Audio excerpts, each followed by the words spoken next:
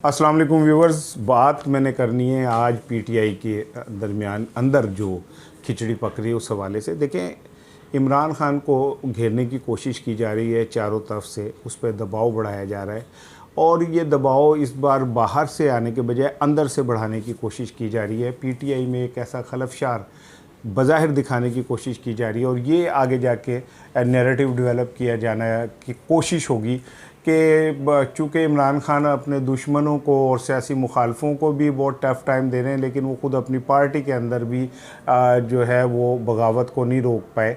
तो ये सारा कुछ मिला के इमरान खान के ख़िलाफ़ एक ताना बाना बुना जाएगा। जहांगीर तरीन साहब के हवाले से जितनी भी बातें सामने आ रही हैं, मैं आपको ऑन रिकॉर्ड बता रहा हूँ कि जहांगीर तरीन साहब उस हवाले से कुछ भी नहीं कह रहे, लेकिन मुस्लिम लीग नून का मीडिया सेल और कुछ खुफिया मीडिया सेल इस तरह की बातें फैला रहे हैं जिससे ये तासुब मिले कि जहांगीर तरीन इमरान खान के ख़िलाफ़ खड़े हो रहे हैं। कहीं पे ये कहा जा रहा है कि उनके जो पास 30 MNAs हैं वो किसी टाइम प्रेस कॉन्फ्रेंस कर सकते हैं। कहीं कहा जा रहा है कि पंजाब में जो उनके 7 MPs हैं वो बगावत कर सकते हैं।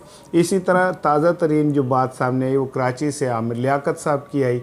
उन्होंने बड़ा शदीद एहतजाज किया और उन्होंने कहा कि मुझे वज़ीर आज़म इमरान खान से नहीं मिलने दिया जा रहा। फिर उन्होंने वहाँ कराची की क़यादत पर बड़ी तनकीद की और उन्होंने कहा कि इन्हें कराची की सियासत का पता नहीं है और ये जान के आमिर लियाकत को दबा रहे हैं। और वो एक किस्म का उन्होंने आज बाकायदा अलग बगावत का ऐलान किया है। लेकिन देखें, इन सारी चीज़ों के पीछे असल क्या चीज़ है?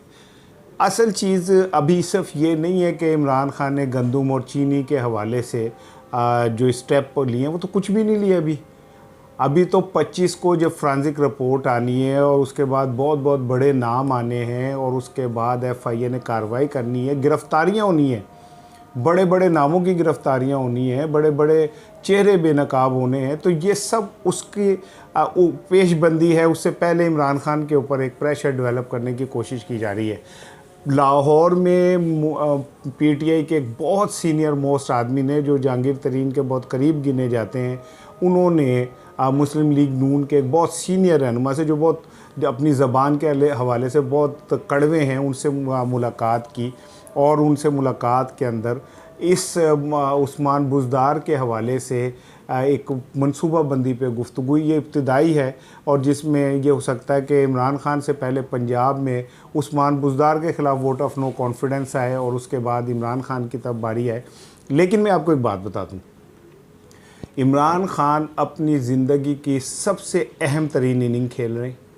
इस इनिंग में अगर इमरान खान अपने पैरों पे खड़े रहे और उन्होंने करप्ट माफिया, चाहे वो उनके अपनी गोद में बैठे हुए लोग थे, उनको सज़ा दे दी और उनको पार्टी से निकाल दिया, तो एक तरफ तो आवाम में उनका एतमाद मज़ीद बेहतर होगा। दूसरी तरफ मैं आपको एक बात बता दूं, इमरान खान ने जान के एक ऐसी सिचुएशन पैदा की है जिससे वो चेहरे बेनकाब हो सकें जो पार्टी में रह के इमरान खान के कामों के अंदर रुकावट हैं। उन्होंने बड़े तरीके से इनको मौका दिया है, जान के इस तरह की सिचुएशन क्रिएट की है कि वो लोग ये समझें कि इमरान खान शायद कमज़ोर हो गए और कुछ दोस्तों के कहने पे, कुछ मेहरबानों के कहने पे वो ज़रा बाहर आ गए।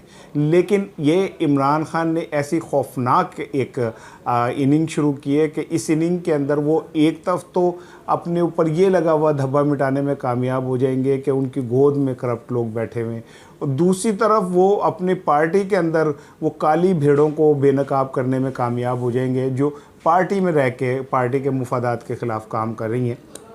इमरान खान का होमवर्क मुकम्मल है और अब आने वाले दिनों में आप देखेंगे कि इमरान खान बड़े तरीके से सारी चीज़ें, जो लोग कहते हैं ना इमरान कप्तान, वो एक बात जहन में रखें कि अब इमरान कप्तान के अलावा एक कामयाब पॉलिटिशियन है।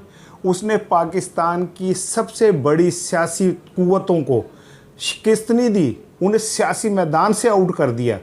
कोई सोच सकता था अब से 3 साल पहले कि नवाज शरीफ या शरीफ फैमिली जगह जगह छुपती फिरेगी, अब पनाह तलाश करती फिरेगी, बाहर जाने के लिए माफिया मांगती फिरेगी, शहबाज शरीफ लोगों के घुटनों को पकड़ेगा। वो तो MPA MLA से हाथ मिलाना पसंद नहीं करते थे, इतनी उनके गर्दन के अंदर सरिया था कि वो तो इंसान को तो दूर की बात है, अवाम तो दूर की बात है, वो इलेक्टेड अरकान को अपने पैर की जूती समझते थे।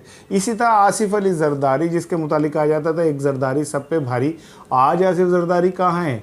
बिलावल पीपल्स पार्टी की क़यादत को अब प्रैक्टिकली लेके आगे बढ़ रहे हैं, और इसमें कोई शक नहीं कि बिलावल अपने बाप से ज़्यादा अच्छी साफ़ सुथरी पॉलिटिकल इनिंग खेल रहे हैं। लेकिन मैं फिर इमरान खान की तरफ वापस आऊँगा। इमरान खान को अब जो लोग अंडर एस्टिमेट कर रहे हैं वो ये समझ रहे हैं कि इमरान खान शायद सियासी तौर पे कच्ची चालें चल रहे हैं। ऐसा नहीं है। इमरान खान ने इस बार चीनी और गंदम के बहरान के ऊपर जिस तरह का स्टैंड लिया है, अभी लेना है। 25 अप्रैल के बाद आप देखेंगे कि इमरान खान अब आपको एक नए रूप में, एक नई शक्ल में नज़र आएंगे, और ये शक्ल बड़ी डिफरेंट होगी।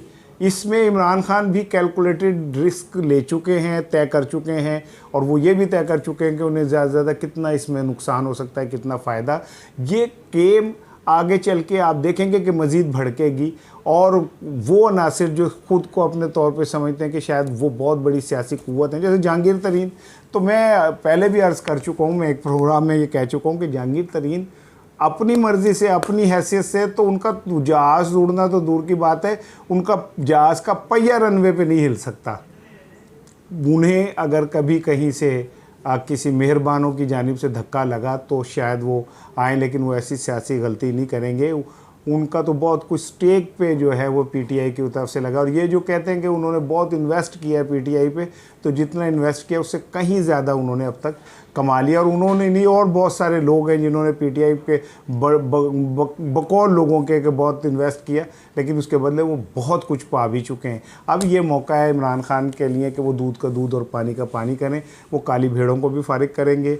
वो इर्द गिर्द बैठे हुए ऐसे अनासर जो पैरा ट्रूपर है, जो ऊपर से आके पार्टी के ऊपर बैठ गए, और जिन्होंने आके पार्टी के जो मैनिफेस्टो था, मंशूर था, उसको आगे नहीं बढ़ने दिया। इमरान खान उन सब के ख़िलाफ़ एक फ़ाइनल जंग खेलने जा रहे हैं। खेलने जा नहीं रहे, खेलनी शुरू कर दी है, और मुझे उम्मीद है कि इमरान खान इस खेल में जीतेंगे।